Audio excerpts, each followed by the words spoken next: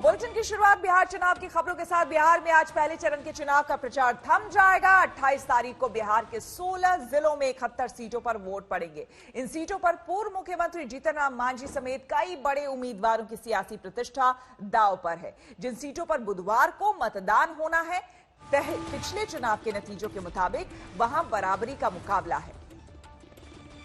तो 16 जिले, 71 सीट, 1065 उम्मीदवार। और जो दिग्गज है बिहार चुनाव में पहले चरण में, ये देखिए जीतन राम मांझी, पूर्व मुख्यमंत्री बिहार के। बांका से आप देख सकते हैं कि बीजेपी के उम्मीदवार रामनारायण मंडल चुनावी मैदान में है, ताल ठोक रहे हैं। और लखीसराय से कौन कौन से बड़े दिग्गज और उम्मीदवार हैं वो भी आपको हम दिखा रहे हैं। डुमरांव, जितनी भी विधानसभा सीटें हैं वो आपको हम दिखा रहे हैं। साथ ही दिनारा से आप देख सकते हैं कि जय कुमार सिंह जेडीयू से चुनावी मैदान में। बिहार के वोटरों के फैसले की घड़ी करीब है, लेकिन उससे पहले सियासी संग्राम के बीच आरोप तल्ख होते जा रहे हैं। एलजेपी के चिराग पासवान ने अब सीधे सीधे नीतीश कुमार को जेल भेज देने की चेतावनी दे डाली है। जेडीयू ने भी इस धमकी पर करारा वार किया है। बिहार के सियासी रण में कल तक जो साथ थे, आज वो महारथी एक दूसरे के खिलाफ डटे हैं। मुकाबला सीधा और कड़ा है, इसलिए विरोधी को धूल चटाने के लिए हर दांव आजमाया जा रहा है। अब चिराग पासवान को ही ले लीजिए। नीतीश कुमार से राहें जुदा होने के बाद अब सत्ता में किंग मेकर बनने की चाह में चिराग सियासी तौर पर पूरी तरह हमलावर हैं। जेडीयू और नीतीश के लिए चिराग अब हर हद पार जाने पर आमादा हैं। रविवार को उन्होंने नीतीश कुमार पर सबसे बड़ा हमला बोलते हुए सत्ता मिलने पर उनको जेल भिजवाने की धमकी दे डाली। जिन लोगों ने 7 निश्चय में भ्रष्टाचार किया, उनका क्या करना चाहिए? जेल भेज देना चाहिए, पक्का। तो चलिए आज चिराग पासवान आप लोगों से वादा कर जाता है, 7 निश्चय में, 7 निश्चय में। और मैंने अपने घोषणा पत्र में मैंने लिखा है, अपने घोषणा पत्र में मैंने इसका जिक्र किया है कि 7 निश्चय में जितना भ्रष्टाचार हुआ है, जो घोटाला हुआ है, भले वो किसी अधिकारी ने किया हो या मुख्यमंत्री ने स्वयं किया हो, लोजपा की सरकार बनते ही जांच करवाई जाएगी और सबको जेल भेजा जाएगा। उधर चिराग की धमकी पर जेडीयू ने पलटवार करने में जरा भी देर नहीं की। नीतीश की पार्टी ने चिराग के बयान को बेशर्मी भरा बताने के साथ ये भी कह डाला कि अगर वो चुनाव लड़ते तो खुद की सीट तक नहीं जीत पाते। और जो बेहयाई और बेशर्मी उनके बयान में आज झलकी है, उसकी कठोरतम शब्दों में निंदा करता हूं। उन्होंने बिहार के लोकप्रिय मुख्यमंत्री नीतीश कुमार जी को सत्ता में आने के बाद गिरफ्तार किए जाने की धमकी दी है। और मुझे हैरानी है, आप अगर खुद विधानसभा का चुनाव लड़ रहे होते तो शायद आप अपना खुद का चुनाव नहीं जीत पाते। रोजगार के मसले पर नीतीश कुमार सवालों का सामना कर रहे हैं। यहाँ भी चिराग ने सीधे नीतीश को निशाना बनाया। यहाँ पर 5-5, 6-6 साल तक डिग्री नहीं देते। क्यों नहीं देते? कि भैया अगर डिग्री दे देंगे तो कल को रोजगार मांगेगा। कहाँ से रोजगार देंगे मुख्यमंत्री? मुख्यमंत्री ने तो मना कर दिया ना कि यहाँ पर कारखाना नहीं खुल सकता। जानते हैं ना आप लोग, बोले ना मुख्यमंत्री की कारखाना नहीं खुलेगा। बिहार में 28 अक्टूबर को पहले चरण की वोटिंग है। चुनाव में अभी सियासी हथियार और पैने होंगे, आरोप और ज्यादा धारदार होंगे, इतना तय है। पटना से रोहित सिंह, आज तक। और सीधे आपको लिए चलते हैं हम पटना, जहां से हमारी संवाददाता चित्रा त्रिपाठी जुड़ रही हैं। चित्रा, आप तो खुद चुनावी मैदान में इस वक्त वहां पर मौजूद हैं और आप सुन रहे हैं तीखे हमले। लगातार चिराग पासवान को इस तरह से बोलते हुए शायद हमने भी कभी नहीं सुना होगा। और सीधे सीधे अब तो नीतीश कुमार पर हमला कर रहे हैं, डायरेक्ट हमला। देखिए, मैं आपको बता दूं कि सीधा हमला वो इसीलिए है क्योंकि नीतीश कुमार को वो फिर से मुख्यमंत्री बनते हुए देखना नहीं चाहते हैं। 35 सीटों पर पहले चरण में जेडीयू के उम्मीदवार मैदान में हैं और इन पूरी की पूरी 35 सीटों पर चिराग पासवान की ओर से अपने उम्मीदवारों को उतारा गया है। कुल मिलाकर चिराग पासवान को चुनावी जीत कितनी मिलेगी ये कहना तो मुश्किल है, लेकिन खेल वो जेडीयू का जरूर बिगाड़ देंगे। इस तरह की स्थिति कम से कम बनती हुई इन 35 सीटों पर नजर आ रही है। जिन 71 सीटों का बार बार जिक्र किया जा रहा है, आपको बता दें प्रधानमंत्री नरेंद्र मोदी की ओर से भी 23 तारीख को रैली करके यहां के मतदाताओं को एनडीए के पक्ष में वोट डालने की अपील की गई, लेकिन चिराग पासवान को लेकर उनकी ओर से भी सीधा हमला नहीं किया गया था। हालांकि उन्होंने कंफ्यूजन और भ्रम का जिक्र जरूर किया कि मतदाता किसी भ्रम में नहीं रहे और सीधे एनडीए उम्मीदवार को जिताएं। तो वहीं दूसरी तरफ तेजस्वी यादव भी सबसे ज्यादा अगर पहले चरण में किसी के उम्मीदवार मैदान में है तो वो आरजेडी पार्टी की भी है और उनका अपना दम है। उनका ये कहना है कि नीतीश कुमार के कुशासन से इस वक्त जनता त्रस्त हो चुकी है। लेकिन दिलचस्प होगा ये देखना, क्योंकि एक तरफ मुख्यमंत्री नीतीश कुमार जो अपने 15 सालों के कामकाज के आधार पर लगातार वोट मांग रहे हैं, तो वहीं दूसरी तरफ चिराग पासवान उन पर हमला करके उनकी मुश्किलें बढ़ाते हुए नजर आ रहे हैं।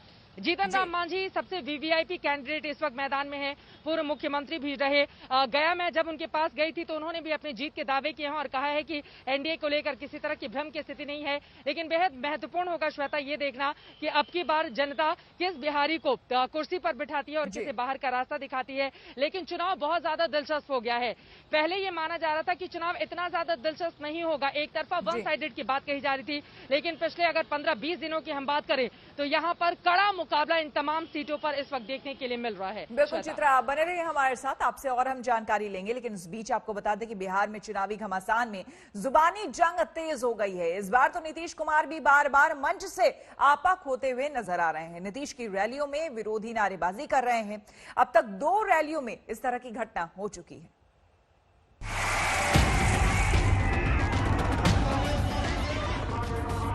नीतीश कुमार मुख्यमंत्री बने हैं, डबल इंजन की सरकार बा।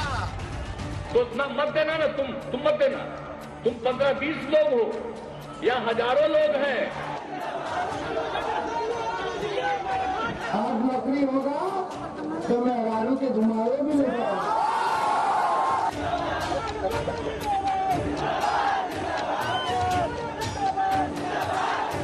बिहार चुनाव में अब जुबानी जंग तेज हो गई। कल की ऐसी बड़ी कि मर्यादा तार तार हो गई। आमतौर पर अपने संयम के लिए जाने जाने वाले मुख्यमंत्री नीतीश कुमार भी मंच से आपा खो दे रहे हैं। पहले रैली में लालू जिंदाबाद के नारे पर भड़के तो कल तेजस्वी के लिए नारे पर बौखला गए। कहीं एक स्कूल बनाया था, अगर पढ़ना चाहते हो तो अपने बाप से पूछो, अपने माता से पूछो कि कहीं कोई स्कूल था, कहीं कोई स्कूल बन रहा था, कहीं कोई कॉलेज बना था, जरा पूछ लो। तो ना मत देना ना, तुम मत देना। तुम 15-20 लोग हो या हजारों लोग हैं, उसकी फिर एक बार ताली उठा लीजिए एकदम पूरा। देख लो, अरे देखो ना पीछे, अगल बगल देखो ना। जुबानी प्रहार दोनों ओर से है। लालू जेल में रहकर सोशल मीडिया को हथियार बनाए हुए हैं तो तेजस्वी मंच से नीतीश की विदाई की तारीख बता रहे हैं। तेजस्वी की जुबान पर नौकरी चढ़ी है। हर मंच से हर रैली में वो नौकरी के वादे को उठाते रहे हैं। कल की रैली में उन्होंने युवाओं को लुभाते हुए कहा कि नौकरी रहेगी तभी बीवी को घुमा पाओगे। हम आप लोगों के जीवन को खुशहाल और सुरक्षित बनाना चाहते हैं। आप बताओ, सरकारी नौकरी मिलेगी तो सुरक्षित होंगे कि नहीं होगा?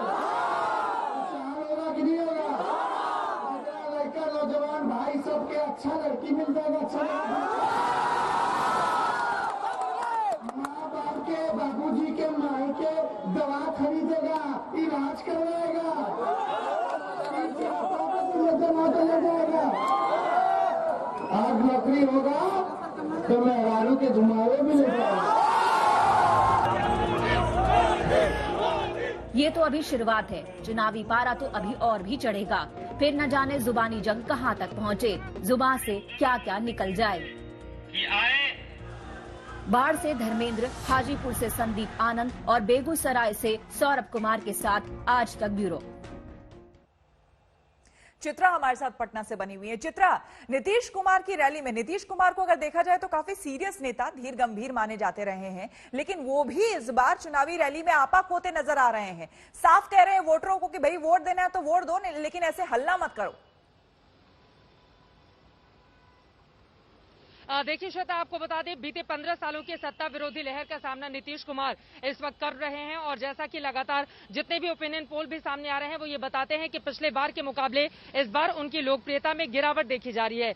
लोगों से भी आप बात करेंगे तो एक नाराजगी है रोजगार के मुद्दे को लेकर, बाकी तमाम ऐसे मुद्दे हैं जिसका सामना नीतीश कुमार इस वक्त कर रहे हैं। वो इस नाराजगी को कैसे दूर कर पाते हैं, बार बार सुशासन की याद दिलाकर क्या मतदाता के दिलों में वो जगह बना पाएंगे, ये देखना महत्वपूर्ण होगा। लेकिन फिलहाल उनके लिए राह इतनी आसान नजर नहीं आ रही है, वो भी तब जब भारतीय जनता पार्टी और जेडीयू का गठबंधन है।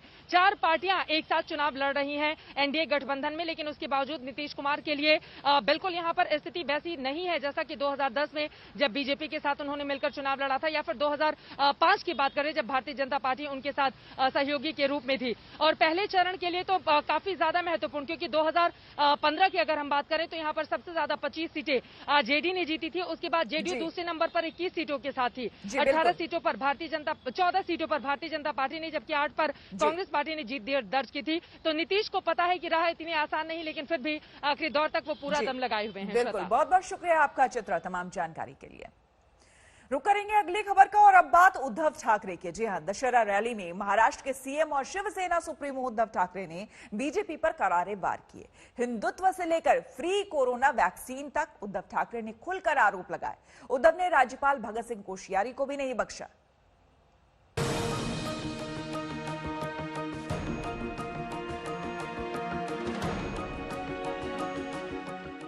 दशहरे पर बीजेपी और संघ के निशाने पर जहां चीन थे, तो मुंबई में शिवसेना ने इसी मौके पर बीजेपी के खिलाफ आरोप लगाए। दादर में सावरकर स्टेडियम में शिवसेना की दशहरा रैली में रविवार को सीएम उद्धव ठाकरे पूरे रंग में दिखे। उन्होंने बीजेपी से लेकर सूबे के राज्यपाल पर चुन चुन कर हमले किए। ठाकरे ने बीजेपी पर उनकी सरकार गिराने की साजिश का आरोप लगाया। तो जर का पाया तुमचा मित्रपक्षांचा हल्ला असेल, तुमचे पायाचे दगड जर निष्ठत असतील, विचार नाही, आचार नाही, काही नाही, संस्कृती नाही, तर असं सरकार हे जास्त काळ टिकू शकणार नाही। आमचं सरकार कधी पाडायचंय माझं आव्हान आहे, पण तुमचं सरकार पहिले सांभाळा, तुमचं सांभाळा। आणि म्हणून मी बिहारच्या जनतेला सुद्धा एक सांगतोय की डोळे उघडून मतदान करा। मी कोणाला करा मला माहिती नाही, ते तुमचं तुम्ही बघा, पण हे जे काहींचे छक्के पंजे चालतात त्याला बळी न पडता तुम्ही मतदान करा। हिंदुत्व पर सवाल और धर्मनिरपेक्ष हो जाने का तंज करने वाले राज्यपाल भगत सिंह कोश्यारी पर भी ठाकरे तल्ख दिखे। उन्होंने कोश्यारी को बताया कि असल हिंदुत्व असल में क्या है। त्यांच्यासारखी काळी टोपी घालणारे आहेत, त्या टोपी खाली जर का डोकं असेल, त्या डोक्याला म्हणा ह्या वाक्याचा विचार करा आणि हे हिंदुत्व तुमचं तुम्हाला पटते का? कारण तुमच्या सरसंघ चालकांनी सांगितलेलं आहे शिवसेना प्रमुखांचं हिंदुत्व आम्हाला प्यारं आहेच। ते तुम्ही मानता येत नसेल, तेवढी तुमच्यात हिम्मत असेल नसेल, पण निदान सरसंघ चालकांनी सांगितलेलं हिंदुत्व तरी तुम्ही मानतात की नाही? बीजेपी ने बिहार के चुनाव में वहां के लोगों को फ्री कोरोना वैक्सीन देने का वादा किया है। इस पर भी ठाकरे ने ऐतराज किया।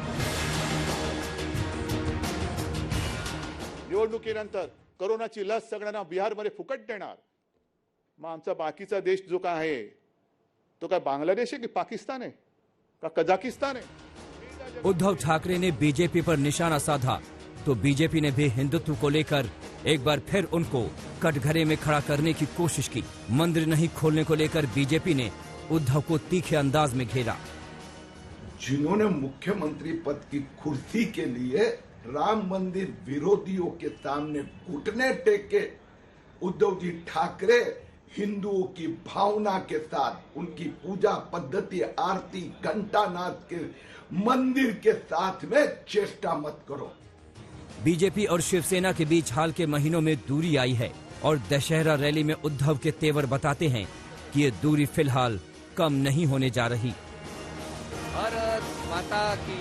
मुंबई से साहिल जोशी के साथ सौरभ वक्तानिया, आज तक।